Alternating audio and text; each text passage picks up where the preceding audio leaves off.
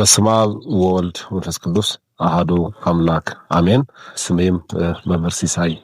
ሊቀ ጉባኤ መምህር ሲሳይ ይመር እባላለሁ። የርዕሰ አድባራት ወገዳማት አክሱም ጽዮን የሃይማኖት መምህር ነኝ። በመላው ዓለም ያላችሁ ህዝበ ክርስቲያን በተለይ ለሁሉም መሰረት የሆነችው በአክሱም ጽዮን ላይ ሆነን የታቦተ ጽዮንን ክብር የታቦተ ጽዮንን ምስጋና ለማቅረብ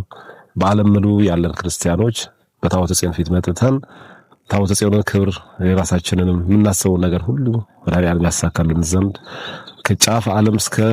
በአራቱ ማዕዘን ዓለም ያላችሁ ክርስቲያኖች መጥታችሁ ታቦተ ጽዮንን ደጅ እንድትጠኑ እንድትለምኑ እንማጸናለን። ምክንያቱም ከሌላው ጊዜ በተሻለ ሁኔታ ተነጻጻሪ ሰላማዊ የሆነ ምክንያቱም እኛ ኃይላችን መድኃኔዓለም ስለሆነ እኛ ኃይላችን ታቦተ ጽዮን ወላዲተ አምላክ ስለሆነች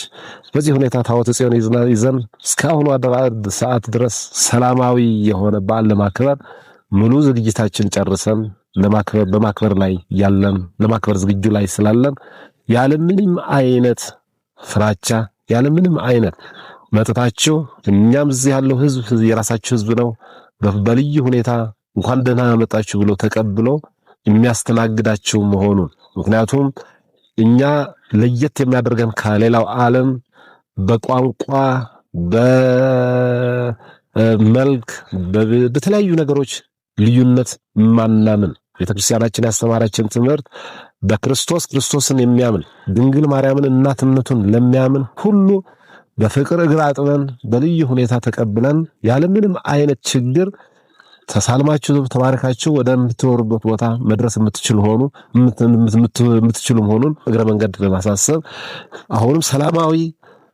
መድኃኔዓለም ይዘን በልዩ ሰላም የሚከበር መሆኑን 100% ምንም ጥርጥር የለኝም። ይህንን ሆን ብለው የሚያወሩ ሰዎች ግን ያው አክሱም በሰላም ታቦተ ጽዮን የምናከብር መሆኑን እርግጠኛ ሆኜ የምነግራችሁ